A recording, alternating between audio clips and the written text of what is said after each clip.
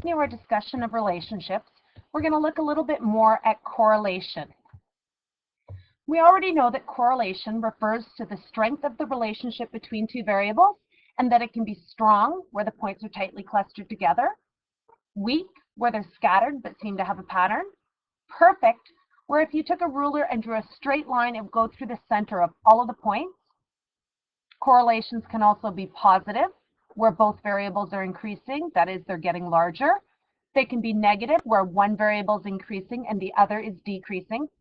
And sometimes we end up with no correlation, where there's no pattern to the data and the points are scattered all over the place.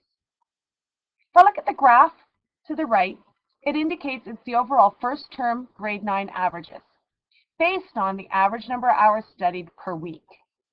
Okay, where the average number of hours studied per week is our independent variable, because it is used to determine the overall average. If I look at these data points, more or less they seem to be increasing. Both values are getting larger. We can also say that they're increasing.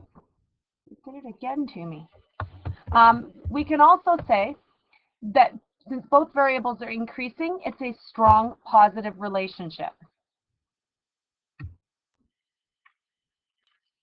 The last thing we can look at is there's a point at the top which doesn't seem to follow the pattern. And if we look, it looks like the student up here, the student right here, it looks like he didn't do much studying, yet he got the highest mark on the graph. That point is actually called an outlier. It doesn't fit the pattern. So it's out of the range of the rest of the data, even though everything else seems to fit. There's a lot of things that could have caused that to happen. For this circumstance in particular, it could be that the student had a very strong background knowledge in the subjects he was taking that semester. It could have been that he was taking courses that didn't require a large amount of homework because most of the work was done in class.